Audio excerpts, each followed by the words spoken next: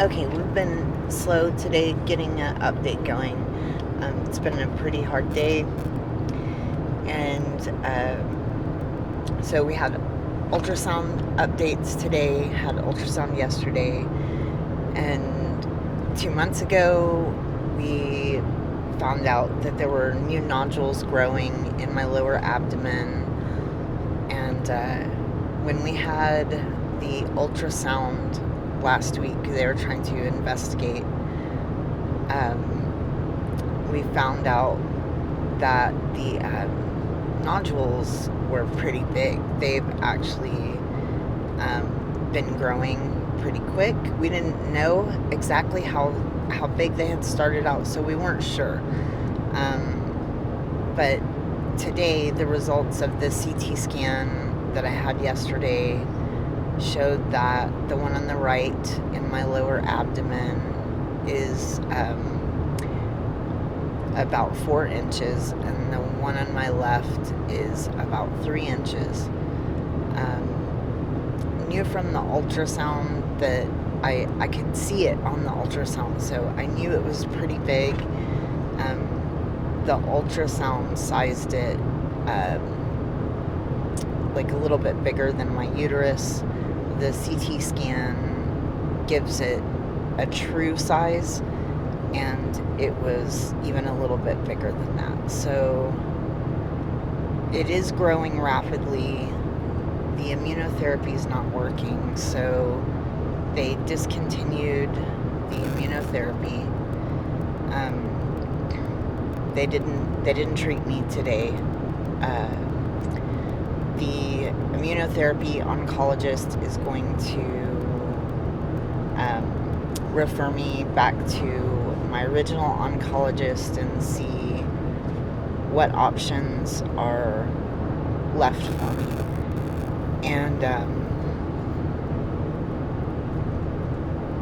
she thinks probably it will be that he'll put me back on chemo. But she doesn't deal with that, so she doesn't know all what it could be, if there's other options and stuff. She said that if I did go back on chemo, if they could get it to shrink, get these things to shrink a little bit, that it's still possible that I could do immunotherapy again. And we did have success initially with the chemo shrinking the original tumor that's in my pancreas. The ultrasound yesterday showed that the radiologist's notes said that it had grown slightly, the original tumor, and that it has started to compress one of the arteries. It's attached to 2 arteries, so it has started to compress one of the arteries, and I'm not sure which one, which I assume would mean either, if it fully compressed would mean death, or organ death, which would mean death. So she said that it may be a possibility that they put in a stent, that's something that they do in this kind of, cancer. So just some things out there that, we don't know the answers to. She's gonna make an appointment. I don't have that yet. She said she thought I'd probably get in next week to see the original oncologist, and I think that's it as far as technical In 2 miles, things take a slight right turn onto FM 181. on the update. Well, on the biopsy, there wasn't enough tissue to do the genetic mutation drivers. So so they took blood and stuff to try to sequence that DNA today. Yeah, as it turns out, they can just use blood, and I didn't have to go through the biopsies without being put to sleep. So It's just not as precise. That was actually like a little frustrating to hear that today. It provoked me.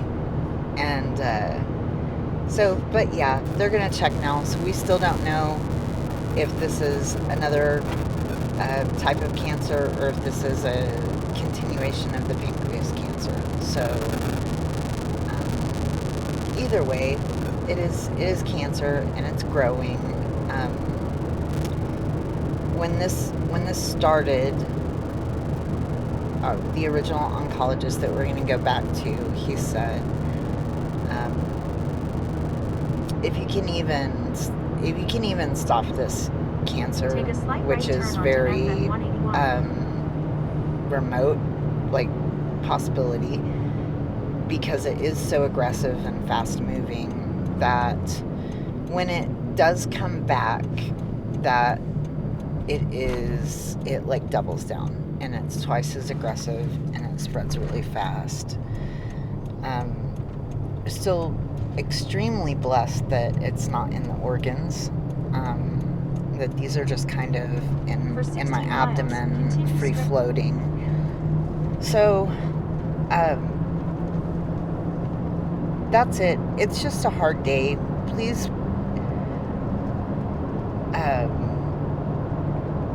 I know everybody's praying for me, but please pray for our family, for Callie, for our children, my mom, our grandchildren. Like, it's really, it's heartbreaking for everybody. We haven't lost hope and we haven't lost faith, but it's hard. It's just a very real situation that we're in, and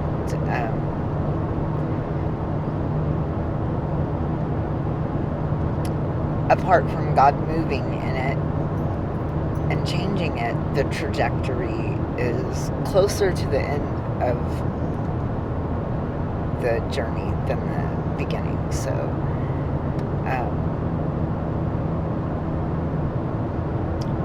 I'm okay. I feel I'm a little scared. I'm scared. I was really scared about the results, and now that I have them, like, I'm not as scared.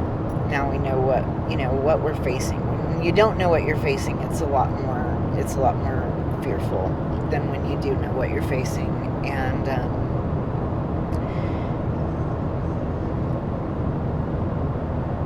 it's really hard to think about, like, everyone that's just going to be hurting, that, so it's hard. And that's about it. I think when I find out when I have a doctor's appointment, I probably will do a little update. One of the things that's really weird is just, you look so much healthier, and you got all the energy, and you feel a lot better. So for this to be going so bad internally, it's almost... It's really hard to reconcile. It's hard to wrap your mind around when you, overall feel pretty good. I've recently been able to really, start eating. My appetite is, picked back up. I've been, pretty energetic. My pain has been, hit or miss, but very manageable, pretty low. Things have been well. And I know that that's God's hand on me. That's very encouraging to me, that despite whatever is going on, I'm still doing rather well. So it just shows that God is the one that's in control of it. And I've been trying to keep in the front of my mind that just to live in today, that this is the day that is the gift. Tomorrow's not promised for anyone. Just really trying to focus on enjoying the day that I'm in and loving it and being thankful for it and trying to live it well. And so that's another hard thing. I mean, we've really been enjoying life. We've really been enjoying each other and enjoying life. And when, something happens to show you that is drawing to a close at some point, it's just the saddest thing. It's so hard. So, cancer is really hard. This has been a difficult journey, and it's really painful. So,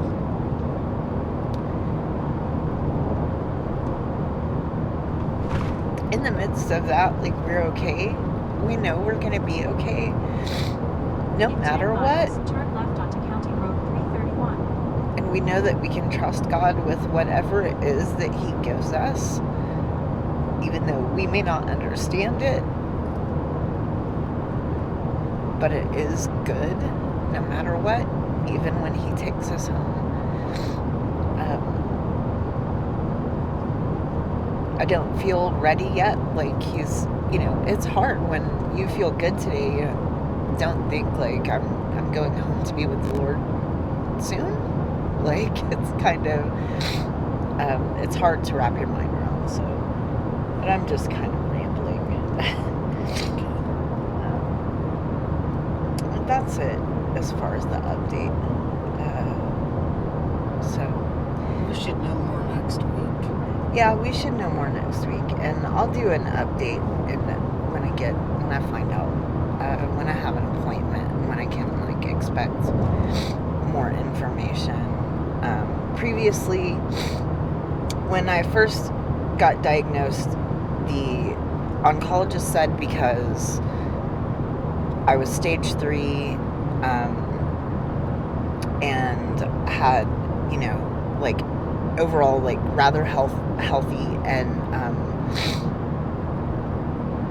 had strength, that he would really aggressively try to treat the cancer and really aggressively do chemo. And he told me on the very first visit, he said, if you were stage 4 and you are not in the same health and as strong as you are, I don't remember his exact words, but he said I would approach it more gently. We would be more concerned about quality of life. At that time, he was just to let you know, I'm gonna hammer you. and so, I mean, going back to him at stage 4, I kind of expect that we won't be doing a really vigorous chemo, and so I'm not sure what to expect on that. If it will be as intensive as it was before, if I can handle doing it as intensely as I did before. I'm not sure my body is up for it. And this time I've been thinking mentally, I'm not capable of doing it again.